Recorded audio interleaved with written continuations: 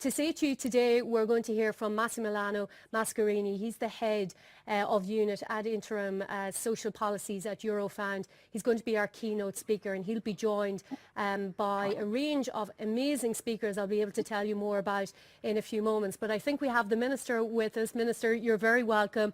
Minister, you are going to introduce the fourth webinar in the series. You're very welcome. Thanks very much. And look, I'd like to welcome you all to this exciting webinar, considering how the EU can prioritise the needs of children and young people, which is taking place as part of the What Works Festival of Learning, and is focused on the theme of addressing disadvantage. And through this series of webinars, we wanted to spotlight new, exciting initiatives in Ireland and abroad to deliver fairer futures, especially for children, for young people, and for families who are suffering from disadvantage. And we also wanted to showcase the work practitioners are doing every day to address that impact that disadvantage is having on children and on young people as well. And I'm particularly pleased to be invited to speak at the opening of this webinar, as engagement with international institutions on the design and the delivery of the EU Child Guarantee has become a key priority for me and for my department. Excuse me. We know that no country makes policy in isolation, especially on issues as important as those affecting our children and young people. And in Better Outcomes, Brighter Futures, the previous national policy framework for children and young people, we strongly aligned to the EU 2020 strategy and the European Commission's recommendations on investing in children, which were published in 2013.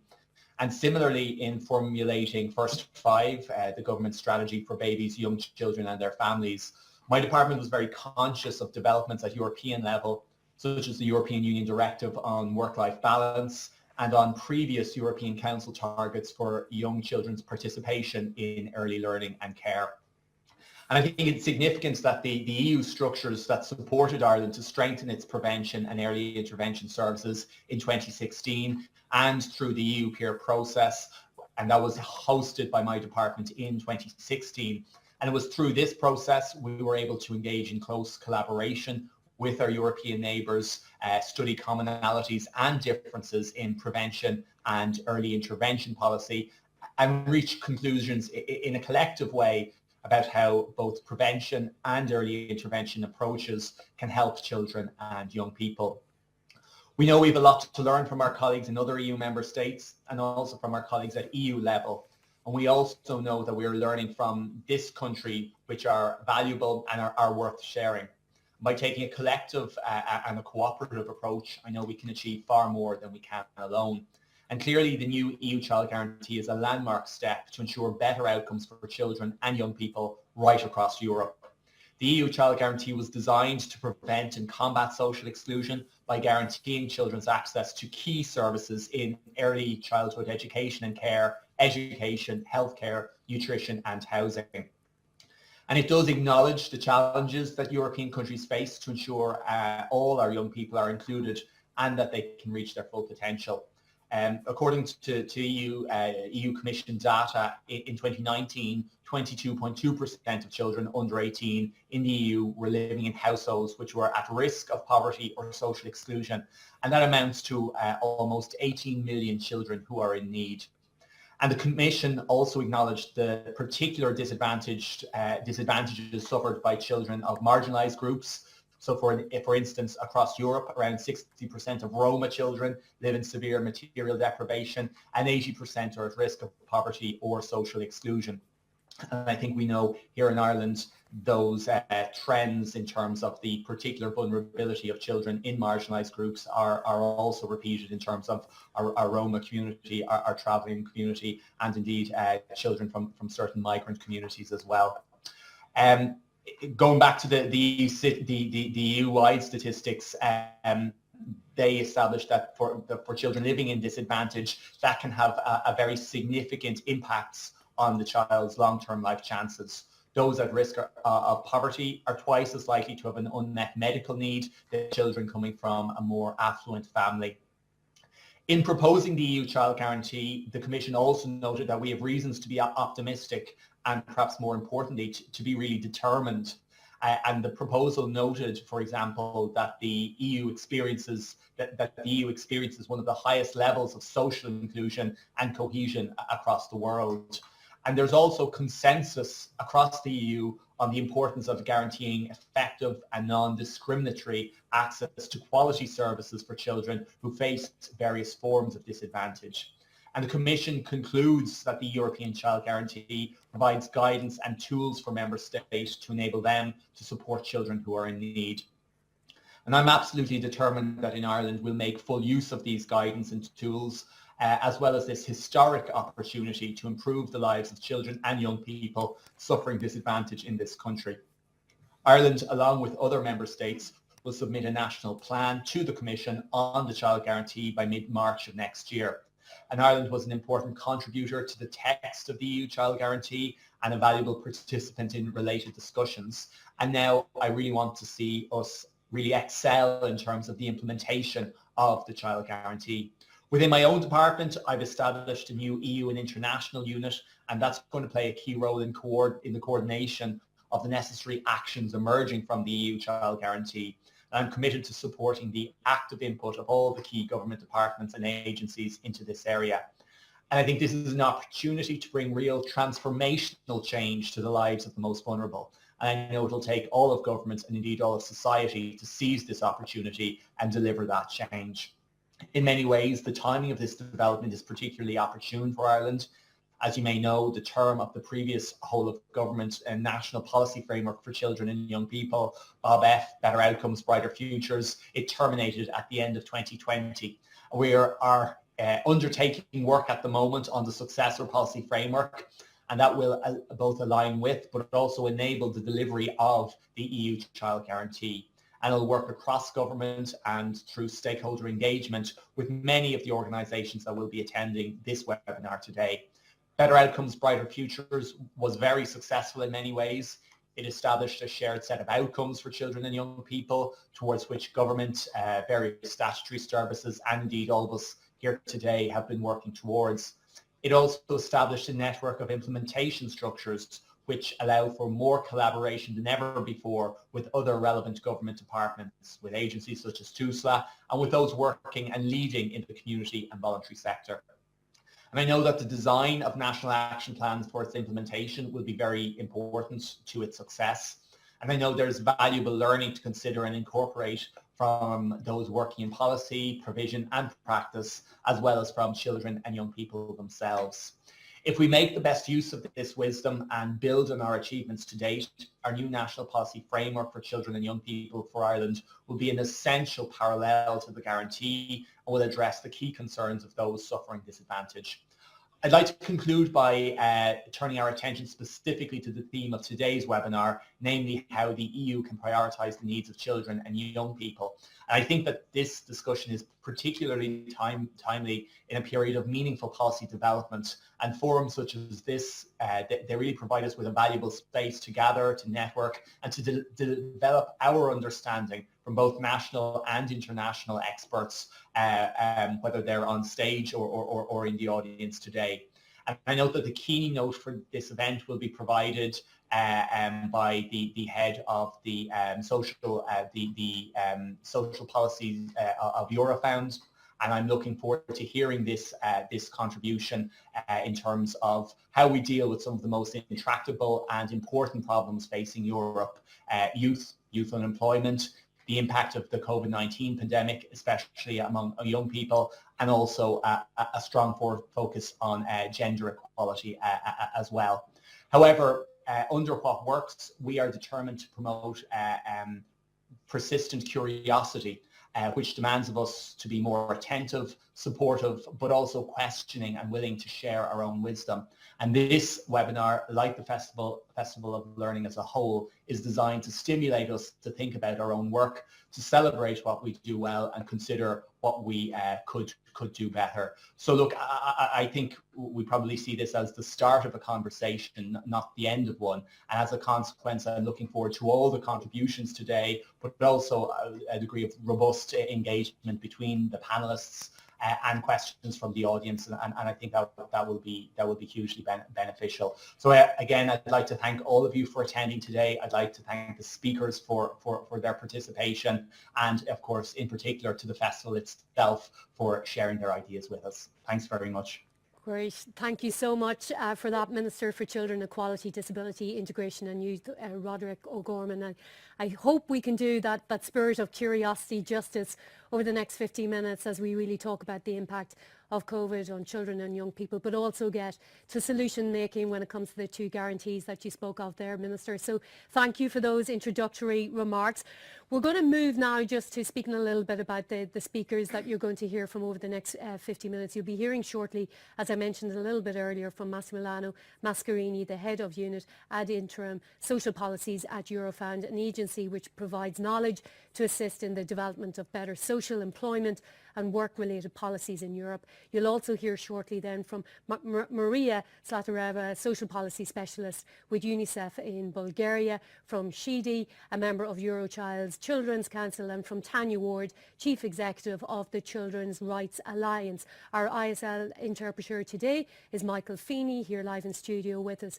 And really over the next 50 minutes, we do encourage you to ask questions and feedback and give us lots of feedback by going to the speech bubble. It's down the right-hand corner of your screen, because we really do hope in this, the fourth and final webinar in the series, that you're going to hear new insights on research on how COVID-19 has directly impacted our young people, our children. You're going to hear about new initiatives, particularly in the likes of Bulgaria, that's driving change, that is progressive and really preparing for the European Union's child guarantee, the youth guarantees that we just heard about from the Minister. So we love your questions to come in. Please do direct them to the specific speaker. Keep them short, and we'll be able to get through as many of them as possible between now and 2 o'clock. We'd also love to get you talking about today's final webinar on social, Twitter, Facebook, Instagram, LinkedIn, wherever you're comfortable posting, using the hashtag Fairer Futures, so we can draw attention really to all the important work that so many are doing here today. To get us started, we have a very quick poll that we'd love you, our audience, to do very quickly for us by going down to the little poll icon. You'll see it on the bottom right-hand corner of your screen. It's next to that speech bubble for your Q&A. And if you go in there now and pull up that poll icon, you should see a question that asks, how important do you think EU initiatives are in tackling disadvantage experienced by children and families in Ireland? So how important do you think those EU initiatives are in helping us tackle disadvantage? Do you think it's very important, not important, or just not sure? Maybe we have to convince you over the next 50 minutes. Any of you coming in there so far in the poll have definitely come in the mindset of, yeah, EU initiatives are very important. Nobody so far saying not important, and only a handful of you in the not sure camp.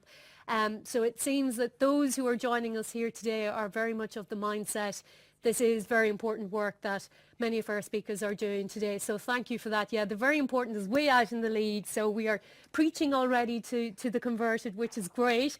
To kickstart our conversation today, Massimiliano Mascarini, Head of Unit ad Interim Social Policies at Eurofound, an agency which provides knowledge to assist in the development of better social employment and work-related policies in Europe. Massimiliano, it's so great to have you joining us today.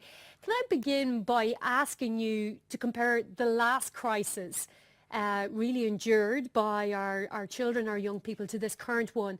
I know in your research you've talked about that last crisis was very much about this generation lost, and now this generation is a generation locked up. What are the differences that you're seeing between the two crises? Thanks a lot, and good afternoon, actually. Yes, the 2008-2013 crisis actually revealed all the vulnerability of young people during the recessions. As a result of the economic crisis, youth unemployment in the European Union exploded. The share of young people not in employment, education and training skyrocketed and reached levels never observed before. Youth in that framework were the first to leave the labor market and the last to enter, because they were in less secure job with lower level of seniority and a lower level of control over their participation. So when the COVID arrived, we asked actually, is the history repeating itself actually now with the COVID-19? The answer is yes and no. The two crises are very different. The COVID-19 is a totally exogenous crisis that arrived not due to economic reasons as the previous recession, but with this exogenous factor that is the virus. And the economic crisis is caused by these artificial closures of sectors like hospitality and retail that hit young people more than other groups because they are working more in the sector that were closed by the pandemic. However, there are some notable differences. In terms of employment, we are assisting to a very quick recovery because the policy response of the European Union and the member states was very different and pretty solid this time. However, this crisis goes much beyond unemployment crisis. It touched the social dimension, it touched human capital accumulation, so it's much more a broader crisis that are hitting young people in very different ways. Disproportionate impact when it comes to the jobs because of the particular industries a lot of young people work in. What about when it comes to things like housing, income, mental health, and even what maybe some of your research was showing when it comes to mental health at a European level, and what specifically you have seen with regard to Ireland? Yes, well, young people have been hit by this crisis in three ways: the economic, the social, and the human capital accumulation. In terms of employment, we saw that while the situation is better now for young people, while the situation is still negative, but is better than in the previous crisis. Youth unemployment increased from 15.2% to 15.9%, so a very limited increase, although it's the double of the adult population. However, those who are being hit very hard are those that are outside the labor market, so young people who are unemployed, who were already unemployed and really struggled to enter in the labor market now. These had implications on two living conditions factors. One is housing.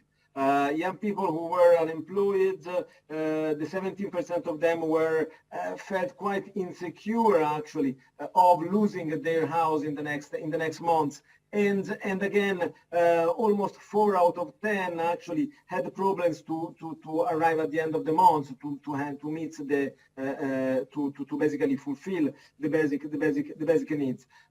This is a part actually of the crisis. The other part is the social capital part and the mental well-being actually. Lockdown actually and the social distances had a very strong impact on mental well-being of young people with the cancellation of events, the inability of meeting their peers actually. And here we have to say that usually young people had a better mental well-being than other cohorts actually.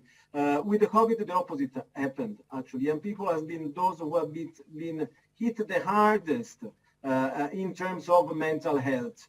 And Ireland is an interesting case in this because while the risk of depression and loneliness of the adult population in Ireland is in line with the usual, the norm, the average of the European Union, young people in Ireland are those that recorded the highest level of depression and the highest level of loneliness among young people in Europe. Just a few numbers to contextualize, 27% of young people in Ireland as those who reported to be at risk of depression against the 21% of the general youth population. 1/3, 33% of Irish youth felt very lonely during the past month against the 21% of Europeans. To make a comparison, before the crisis, only 1% of Irish youth felt lonely and only 3% felt a risk of depression. So the impact on mental health has been very huge, and it may linger longer than the economic implication of the crisis, unfortunately. And those are extremely concerning statistics when it comes to Ireland that you've cited there when it comes to mental health. What do you think is behind that? I know you mentioned there the social connection young people not getting to meet up with their peers. But what else is behind those statistics when you maybe look at school closures potentially as something that was particularly impactful? Yeah, you highlighted a very important thing actually, these school closures. Of course, the length of the lockdown had an impact on the mental well-being of young people, because those were the generation that more naturally go out and meet friends actually. So this for sure was one of the reasons. Then we need to think that young people is a galaxy of heterogeneous people, and there is a huge change across the age actually. So the closure of schools hit young people very, very hard in terms of their human capital accumulation and in terms of their social, psychosocial development. And there is the risk that we leave long-term traces, actually. You know, when the lockdown arrived, we were thinking, or saying to our children, actually, okay, look, do everything that you were not allowed to do before. So watch Netflix and then play PlayStation online, actually, for a long time. But the impact on education and the human capital accumulation is not just a short term, actually, it's very long term. And in fact, there is the risk that this has widened the inequalities among the most privileged and among the less privileged, because when education went online, most privileged children that are more likely to have most educated parents received a support that was probably stronger than the less educated, as well as the access to technology. Having a computer in the houses is not a common thing. I recently reviewed a paper on the impact of school closures on young people in the United States. Imagining 1 year of school closures, actually. And the results were terrible, actually. They found that the 1 year of school closure could increase early school leavers in the high school of 14%, having 7% less of young children that will go in tertiary education, a lifelong earning scar of 1.7 or 2.6%. And again, the group more hit by the school closures are the very young, those age 6, because at that age you are learning the basic, you are learning to write. And despite everything that you described there and the disproportionate impact on young people and children and all that has come with that, despite all of that, trust is still very high in institutions. And I wonder, does your research show that that is strong, embedded in, or are we at a tipping point with our young people, and policymakers, NGOs, advocates for young people really need to harness this moment and ensure that they continue to build and reward that sense of trust by making sure they're getting the balance right now between the quick fixes and the long-term planning? Absolutely. Despite all these problems, young people are the age cohort that recorded the highest level of trust in the national and the European institutions. This is very important because they will be the European of tomorrow, the Europeans of tomorrow. They will be the citizens of tomorrow. So their level of trust and their high trust is a social capital that cannot be wasted by politicians. So how we could do that? We could avoid to waste this social capital, and this with quick action, showing and acting in a way to be close to young people, to avoid that they will fall in the trap of disengagement, in the trap of social exclusion by very quick policy action. This, I have to say that this time happened because in July 2020, we had the European Commission that launched the reinforced youth guarantee that strengthened the youth guarantee scheme that was launched in 2013 under the Irish presidency in order to provide better offers to young people aged 18-29 in terms of education, in terms of labor market participation, and in terms of training and retraining. Actually, this is very, very important. There are notable examples of measures developed in Ireland, as well as with wage subsidies for those that receive the pandemic unemployment support, as well as other member states that change the way of providing services when going online. But this is for those age 18 plus, actually. For those age younger than 18, the Commission launched the Child Guarantee, as we heard from the Minister, who actually want to break the cycle of social exclusion, so to provide to the basic rights and access to basic quality services to every kid at risk of poverty and social exclusion. The measure goes along 5 dimensions as early child care, education, healthcare, nutrition, and housing, in order to support members, to support children all over Europe. We know that despite a recent development, the communication of the Commission was at the end of June this year, and for mid-March, all the member states had to submit the national implementation plan in order to access European funds and to start the implementation of this very important policy. Okay, thank you for all of that, Massimiliano. You framed it up brilliantly there in terms of the stark statistics, the impact on our young people, but also bringing us to what the future looks like with the guarantees. We're going to get into all of that now with our speakers more broadly. And just to remind our audience, we would love to get your questions coming in by heading down to that speech bubble in the bottom right-hand corner. Ask your questions there, direct them to a particular speaker, and we'll be asking them in real time and weaving them in here throughout. We're joined now by Maria Zlatareva, a social policy specialist with UNICEF in Bulgaria, currently working on the pilot of the EU Child Guarantee on the ground in Bulgaria. We're joined by Shidi, a member of Eurochild's Children's Council, which is a selected group of children from across Europe supported by Eurochild and its member organisations, and also Tanya Ward, Chief Executive of the Children's Rights Alliance here in Ireland, a membership organisation in the child and youth sector. Tanya, I might come to you first, please. You heard Massimiliano there at the end mention these 2 guarantees that will help copper fasten future policies universally across the European Union. Can you talk a little bit about where we're at in Ireland in terms of meeting our March 22 commitments when it comes to the national plan? Are we on track? How's it looking? Mm-hmm. Well, I think what's really significant is that the Department of Children and Equality, Disability and Integration the plan, as we know, the Minister outlined that earlier on.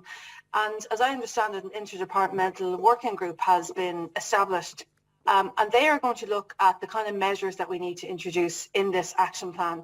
But what's also significant as well is the government have indicated they will do a consultation with children and young people. They're intending to submit the plan in March of next year. Now, I think that aspect is very important, because when it comes to poverty and social exclusion, often we don't hear enough from the people experiencing it. There is a shame when you're experiencing poverty, particularly for parents, because there is a mistaken belief that the parents are to blame for the family living in poverty, and a failure to acknowledge the systematic nature, of poverty. It's all encompassing. It starts with income, but it can be all down to just the cost of housing and other services in the country that can create a poverty cycle for a family. I think when it comes to children and young people, what's going to be really important about their input, it can be very challenging for governments to decide how to address child poverty, particularly when the figures are very high. And obviously government is evidence-led. They want to see, if I put my money here, I'm going to get this particular outcome. But what can really help with prioritising is listening to children and young people, finding out from them, what do you want to us to address first in the experience that you're having. And I think we need to do it sensitively as well. I think that's going to be very important. When children do work around, consultation work around child poverty, what you find actually is that they often talk about it. Maybe they'll talk about a friend who's experiencing it, but really they're talking about themselves. So we need to find ways for children and young people to talk about it, and that they feel comfortable about sharing that experience. I do think it's going to be very important as well that that the action plan unlocks certain things in the Irish context, because what's very important from the EU Child Guarantee is we've been given direction actually in relation to a minimum floor of benefits and services that people actually need to get out of poverty. So making sure children have a meal once a day in their education setting, making sure children who are experiencing homelessness have access to adequate housing, and making sure that there's free access to early childhood care and education, because we know actually the data tells us that's probably the most important intervention if we're trying to reduce the numbers of people experiencing poverty. It has a huge effect. It's an equalising effect for children around their social and emotional skills, but it also helps parents get into work and then increase their income, education and training. And the last thing I'll say I think is going to be very important is the European Commission have asked us to look at vulnerable children, children in care, refugee migrant children. And I think we're by the lockdown and by COVID-19. I think it's important that the government's action plan does look at those different categories of children that have been affected. Okay, thank you for that, Tanya. Sheedy, to bring you in there on 2 points maybe.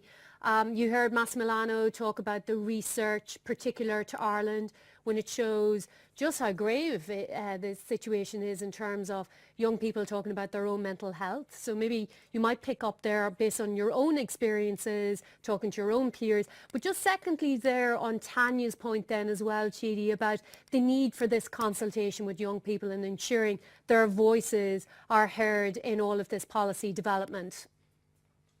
Yeah, well, it doesn't come as a surprise, those statistics about Ireland, because I know personally from my own experience and from like my peers and listening to my peers that the mental health services in Ireland for young people are not adequate and do not like provide enough support, and honestly need to be reevaluated because of the bad experiences that have happened. And I think as well, child consultation in that is extremely, extremely important, because there needs to be, in any sort of line of work or organization or anything that affects and impacts young people when it comes to mental health or healthcare or education, any of those services, there needs to be reference. There needs to be some sort of reference to young people. There needs to be consultations with young people, because if we don't actually consult and ask the people that are using these services how they're finding these services, how are we going to know how to improve on these services? And there is such a huge problem, especially with children and young people, and even adult mental health services in Ireland. And I think even from the culture of just kind of brushing it off and not opening about as Irish people, we don't tend to open up about our feelings, I don't think, culturally. But I think the mental health services really need to be improved.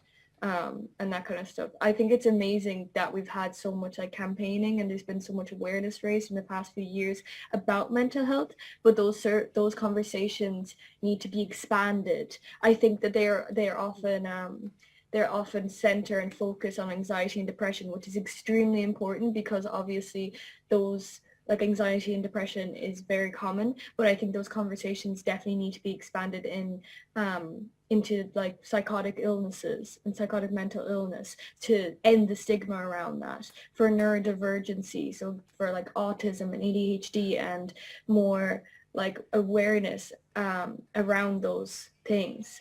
Great. And yeah. Well said, Sheedy. I'll come back to you shortly to ask you on the how we might do that in terms of broadening the conversation, as you say, but ensuring that there are real efforts to find and hear from those voices.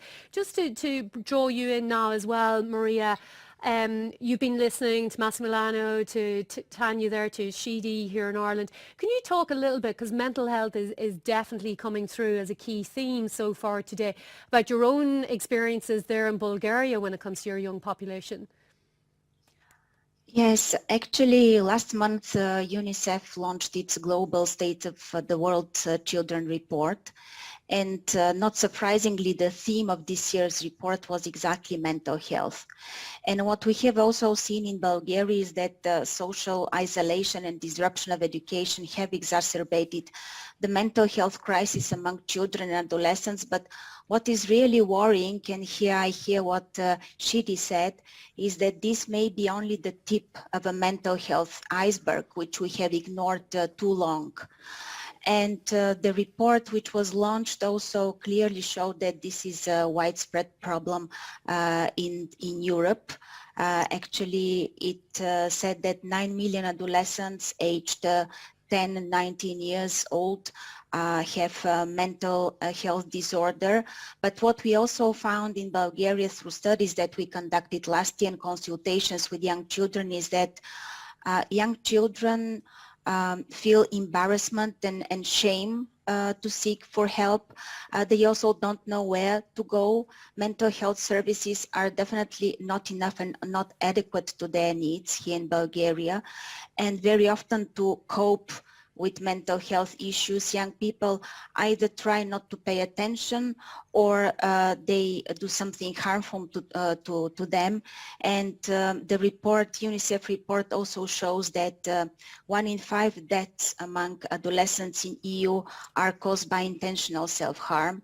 And the second most prevalent cause of death among adolescents is suicide. This is why, to bringing the European Child Guarantee here, it's really very important that the European Child Guarantee has also prioritized children with mental health issues and will be an important instrument to accelerate investments and efforts to address this mental health crisis. Okay, thank you for that, Maria, and I'll come back to you shortly to talk about the really interesting pilot project work that you're doing in Bulgaria. Tanya, if I can bring you back in for a moment, just in terms of really a two-pronged question for you around maybe some best practices, to pick up on Shidi's point there about getting the right voices in the room, expanding that conversation, hearing from young people and children, and just any good examples you've seen of how to do that better. That's one. But two, one of the themes that has come up over the last 3 webinars is a need for more cross collaboration between agencies and departments. And I know you were up at one of the committees yesterday in the Oireachtas and you were talking about this idea of a cross-government child poverty unit. And I wonder what you see as being its role and why you believe that's critical at the moment. Yeah, I mean, I think one of the best examples in the Irish context of a consultation and working with children and young people was around the LGBTI plus strategy. There was a large-scale consultation actually that happened throughout the country where young people got to participate, some brilliant insights. But the other thing that happened was there was a formal group, a youth forum, where there were nominated young people that took part in relation to that. And they acted as an advisory touchstone all the way through the implementation of the strategy. So I think something like that, something similar like that for the EU Child Guarantee could be very important. Because it's amazing, you can see this from Shidi, there's brilliant young people with really brilliant participation skills now, great insights as to what needs to happen, and they just need to be supported and brought together and listened to and acted upon. I think that could be very important for the implementation of the Child Guarantee. In terms of the Child Poverty Unit, I mean, one of the things that we've looked at in the past is when you've gotten big changes in other countries, how's it happened? And Tony Blair, you know, back in the day when he came into government, and this is before obviously Iraq, but one of his big ideas was that he was going to halve the number of children in poverty, and he passed the Child Poverty Act. He launched a national Stir Start programme, an early years programme, but he also set up a child poverty unit in Whitehall, and its job was to coordinate actions across government. It was to poverty-proof initiatives, and it was to carry out research and make recommendations. It was very successful, and within a couple of years, they lifted about 1 million children in the UK out of poverty. And unfortunately, that has been dismantled by the Tories, and their child poverty rates have shot up. But it's a real example where if you have enough people in the room with the right talent, and I see it every day, actually, we do have the talent across the government departments. I think the challenge is they're doing child poverty alongside 5 other things. And I think if you free them up to work on a cross-government basis. Ideally, the Department of Social Protection, perhaps with the Department of Children leading, I think you could see some real results. And we've seen results in Scotland most recently, and New Zealand have taken a similar model, and I hope Ireland will be able to follow suit in relation to that. But what I will say is the Department of Children is the coordinator for the EU Child Guarantee, and they have formed a unit within their department to initiate and to get government department. We've just got a little pause on Tanya's internet there. So what? Oh, I think we had. Do you want to finish that final point there, Tanya? It looks like your internet is good to go. Yeah. So I suppose that I know the Department of Children does have its own unit for coordinating work around the EU Child Guarantee. So I think that's a really important initiative. But I think we need to probably possibly have something a bit bigger and broader in relation to child poverty. Okay, thank you for that, Tanya. Sheedy, to bring you back in, do you think there's an appetite amongst your peers to engage, with poverty policy units like what Tanya describes there? Have you seen good examples, whether it's Cuorla and Nogue, and seeing maybe how conversations like that do actually impact and influence policy outcomes? Absolutely. I think I am in Cuorla and Nogue, and I have been for the past few years. And every year we hold an annual general meeting to recruit new members, and there is always such demand to get on to Cuorla and to get people's voices heard. And as well as that, there's there is such demand, but I think that there needs to be more of I think there is a gap. So I think in young people and children, there is demand to have their voices heard, but I don't think there's direction. They don't know where to go. Cuorla and Nogue is perfect for that, where it bridges that gap. But again, Cuorla and Nogue is quite it's a youth council, and obviously it has its limits. But yeah, I think a perfect example of that would be National Cuorla Executive. In the budget, there is going to be a travel card from 19 to 24-year-olds, if I'm correct, and that actually came from National Executive negotiating that, which is amazing because it's really motivating to see that, because you see something that you've heard closely about actually enacted publicly, and you see it and it's come to life almost. So there definitely is that demand, but I feel like a lot of people my age feel like they don't have a choice in policy making and don't think they have an influence at all, particularly because of the voting age. I was talking to my friend the other day about policy making and that kind of stuff, and she said that she felt that she didn't have any influence in that, so she wasn't engaging in those conversations because the voting age was 18. She couldn't vote. She felt like she couldn't do anything about it, even though those policies do impact her. So I definitely think that young people they have that interest and do want to be engaged, but I think that there's a gap between not being listened to. Okay, we'll come back to, hopefully with time to understand a little bit more about that gap. Maria, if I can come back in to you, please. You're working on a really interesting pilot project on the ground in Bulgaria. So we've talked in principle about the guarantees, but you're now putting that into practice in a very tangible way for 4 sectors of society. Can you talk a little bit about that work that's underway and any early results that you're seeing? Yes, sure. Bulgaria is one of the pilot countries selected by the European Commission for testing the child guarantee with support from UNICEF. And in Bulgaria, we have decided to focus our efforts on 2 groups of children. Children with disabilities and Roma children, because they're these groups of most vulnerable children at highest risk of social exclusion.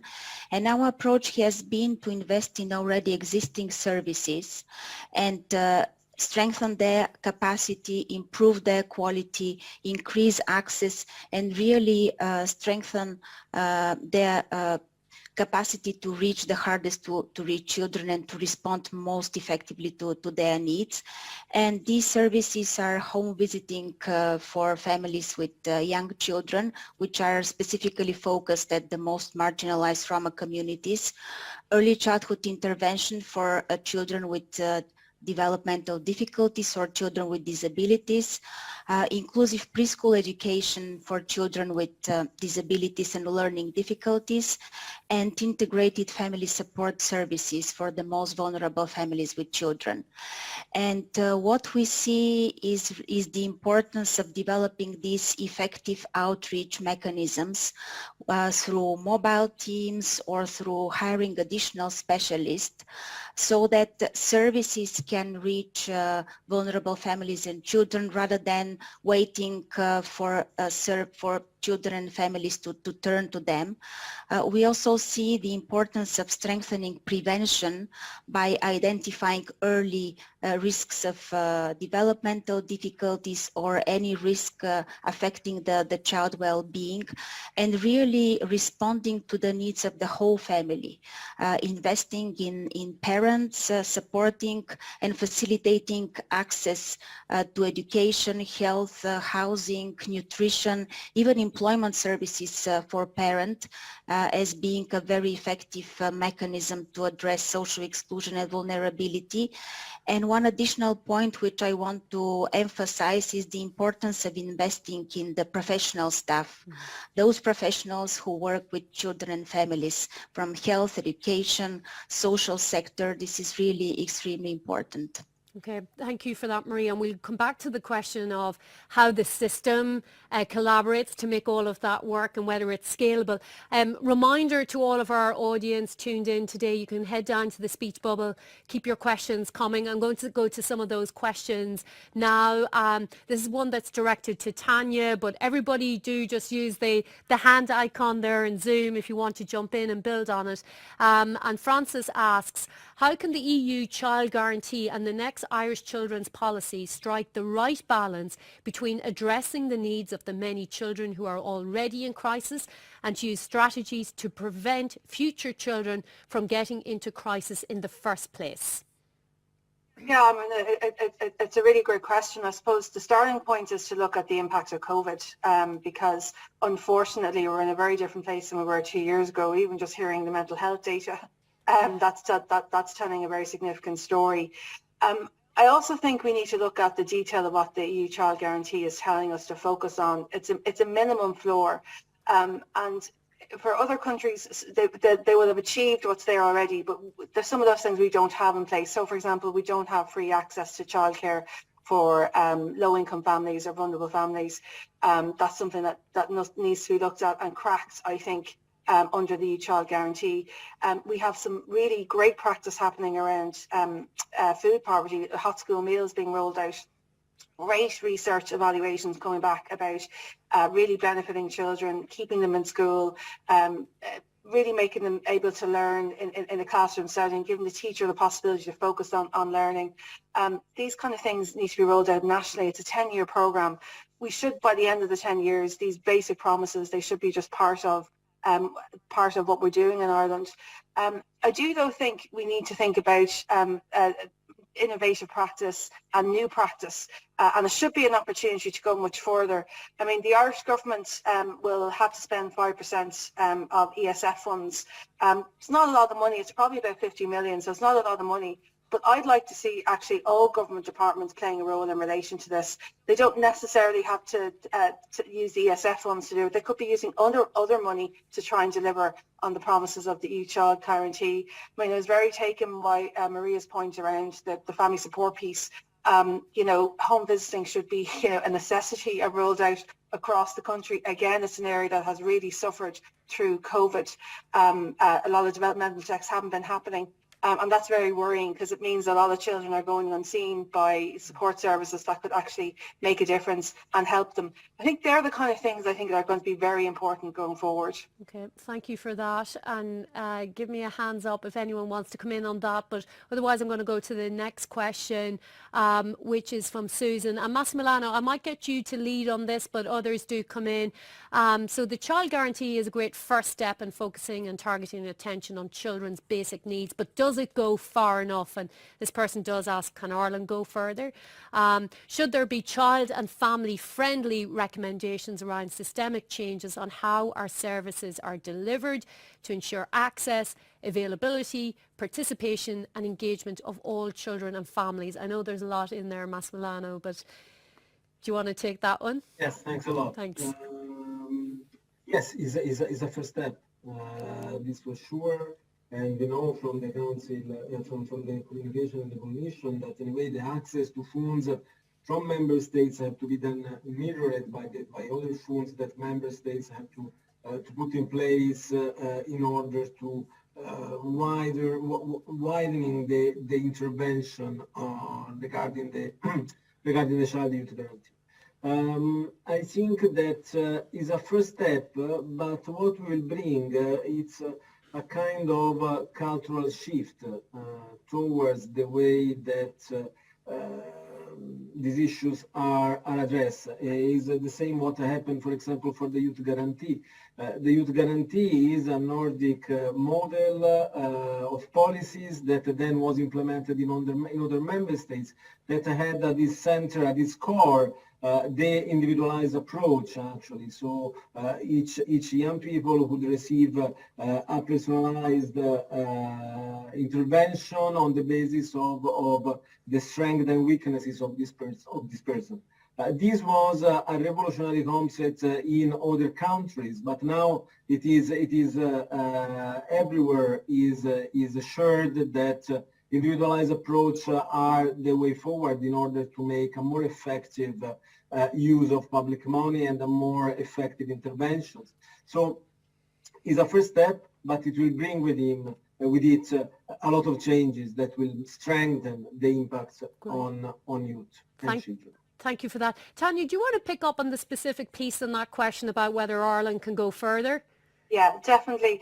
I mean, it's a huge opportunity to be really transformational in the Irish context. And I talked about earlier on that the need to have a child poverty unit that's really far-reaching, but we could also be thinking about local child poverty development plans, to be honest, because each child's experience is different depending on what parts of the country that they're living in. I mean, we often think of child poverty as an urban issue, but actually the majority of children living in poverty are actually outside the urban centres. They're in rural Ireland where incomes are much lower.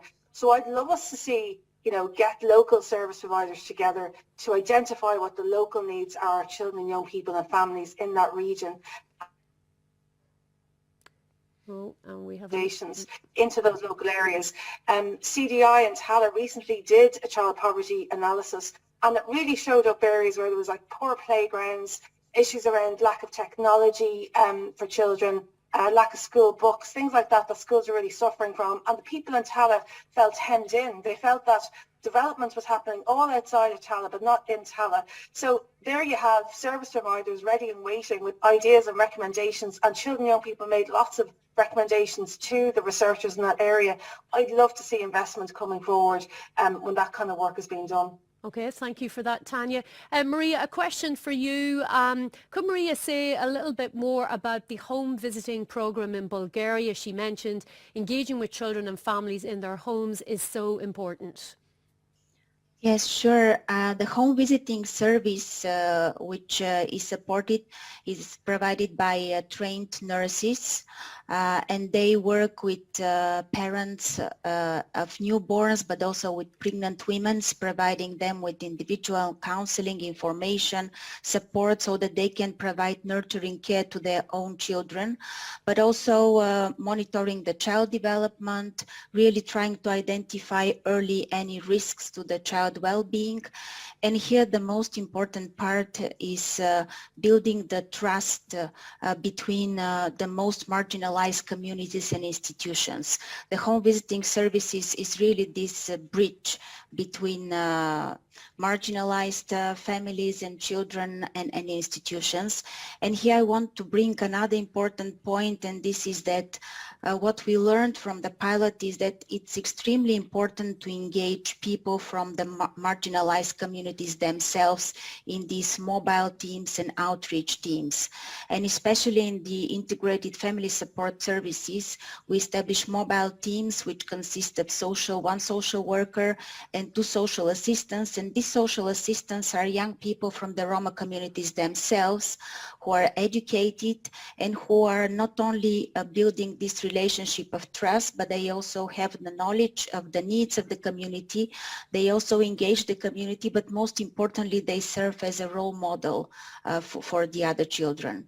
Okay, great. Thank you for that. And great questions coming in from our audience. Shidi, I might pose this one to you, see what you think of it. It comes from Breathe, and she asks, how to make sure we hear the voices of seldom heard young people who may not feel confident or able to participate?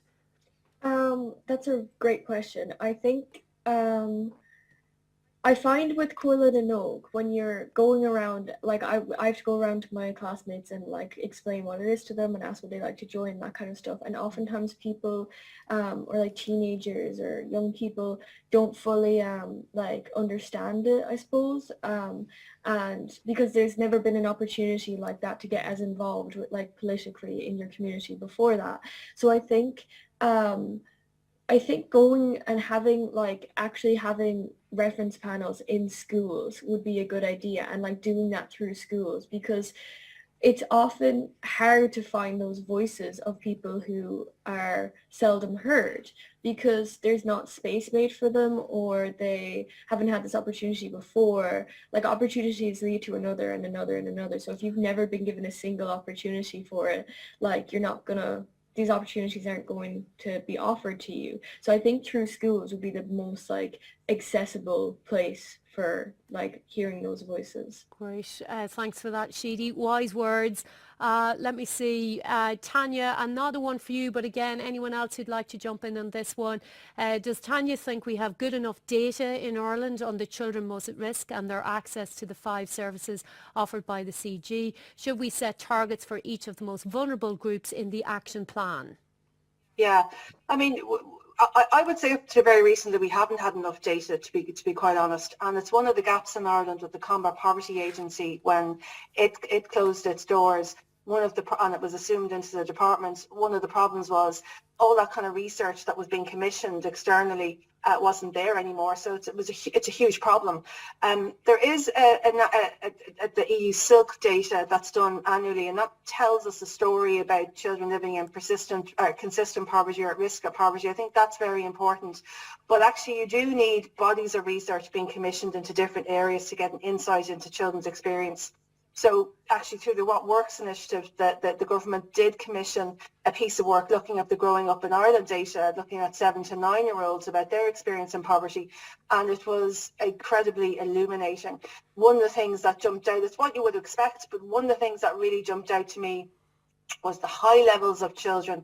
It was something like 39% of children who were living in severe deprivation had a very poor aspect for themselves and for their life chances and what was possible for them. I mean, that's heartbreaking that children have such a negative view of themselves at such a young age about the possibilities that are open to them. And that's what living in poverty does to you, basically. You know, you feel like your parents are trapped in a situation. They're making very difficult decisions every day about what to pay and not to pay. Children generally hide from their parents, their own experience. They don't put more pressure on their parents. And you have very poor expectations about what you're going to achieve in your life. So I think that piece of research is really critical. I think we need to see more and where they should invest their money. And the last thing I want to say, I suppose, I think in terms of targets, in other countries what they've done is they have a general target about lifting children out of poverty, but they also have specific targets to specific services. And I think that could be very useful in the Irish context. And we've already talked a lot here about family support and early intervention and prevention. We should be thinking about a target for those services because they have a really important role to play in relation to child poverty outcomes. Okay, thank you for that, Tanya, and thank you to all of our audience who asked really thoughtful questions there. Just as we close out in the next few minutes, can I ask each of you just to leave us with maybe a final call to action or a final statistic or something that is really top of mind for you that you really want our audience to go off and think about this afternoon? Maybe Massimiliano, I'll come back to you first, just some wise words to leave us with. Oh, and I think you need to unmute there. Thank you. There we go. Yeah, I mean, we hear from several parts that we wanted to come back where we were before the pandemic, actually. But I think that we should abandon the idea of coming back where we were before the pandemic, because it's not that it was all flowers and roses, actually. I think that the crisis has shown the structural vulnerability of our society and our social demographic groups, actually. So I think that we should go for a new normality where we try to address these vulnerabilities, and this means in many cases actually to start with a stronger and more efficient social protection systems that cover most vulnerable individuals, that can be children, young people, as well as other groups. I think that should be the way, rethinking our social protection system on the basis of the lesson we learned in this pandemic. Okay, thank you for that, Massimiliano. Maria? Yes, what I cannot emphasize more the importance of listening to children and young people. I think that she is really an inspiring example.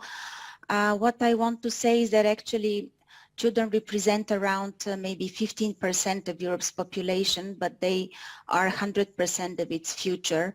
And the child guarantee is providing a first step, a policy framework, but I really hope that it will trigger accelerated action and investment in children, because we need to invest now. Okay. Thank you for that, Maria. Sheedy? I'd like to pick up off of Maria's point and thank her about listening to children, and particularly listening to the youth that get left out or fall behind. For example, trans children have no access to any sort of healthcare in Ireland, which is atrocious. It has detrimental impacts on trans kids' mental health. It risks lives. As well as that, children who may be in poverty are often left behind with education, as well as mental health, as they don't have access to private mental health services, as it's too expensive, and the public mental health services often don't provide enough supports. So I'd like to just say that when in your work, think about in your work, do you have spaces for children to voice their opinions? Are you listening? Can you hear those voices? And if you can't hear them, you're not listening. Particularly think of the children in poverty and the people who get left behind. And thank you so much. Thank you for that, Sheedy. And Tanya? Yeah, I suppose my key message would be that, for you to know, child and youth poverty is not just the responsibility of one government department alone. It's not just the Department of Children or anyone involved in children and youth services. It's actually everyone's business.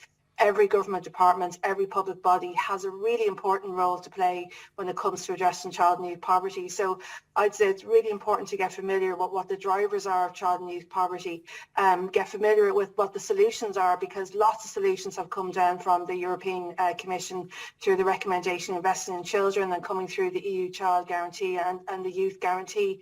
And really then listen to your staff and children and young people accessing your services and try and craft innovative solutions to really change the experience that children and young people are having in Ireland. Thank you for that, Tanya, Sheedy, Maria, Massimiliano, for such wonderful insights and really painting a picture of where the problems are, but equally progressive solutions, and bringing a real sense of urgency to all of that. That was the final webinar in this series from What Works Festival of Learning. Those of you joining us today, you will get a very short survey in the coming minutes by email. We'd love if you could take a few minutes to fill that out. That helps this festival get better year on year. Just to say to you, the previous 3 webinars in this series are up on the website at the moment. The Festival of Works, whatworksgov.ie, Festival of Learning 2021 website. This 4th and final one in the series will appear there shortly. I hope for those of you who have tuned in today and have engaged with us, particularly over the last 3 webinars as well, that you've learned new things about the shared problems that I think we can say everybody has so passionately advocated for. Maybe you've unearthed new ideas from the likes of Bulgaria today, from Massimiliano in Eurofound, that you've learned about some new best practices and approaches, and you've found maybe even a renewed sense of purpose about the work that we're all trying to do here, the clarity that all of you may need headed into 2022 and beyond, and particularly the National Plan of Action that Tanya talked about earlier. So we hope this has been helpful in terms of takeaways and insights, but also that maybe has just helped recharge and give everybody a real renewed sense of purpose for the journeys ahead. Sincere thanks to all of our speakers today and all of our speakers over the last 4 webinars. Special thanks to Eurochild today and the UNICEF office here in Dublin for helping us make the connections with Chidi and Maria. We're so grateful to have you connect with us today. What Works has been and is an initiative designed by the Department of Children, Equality, Disability, Integration and Youth with funding from dormant accounts. The department worked with CES, that's the Centre for Effective Services, in planning and delivering this series of webcasts. Thank you so much for joining us this afternoon. Have a great rest of day. Thank you.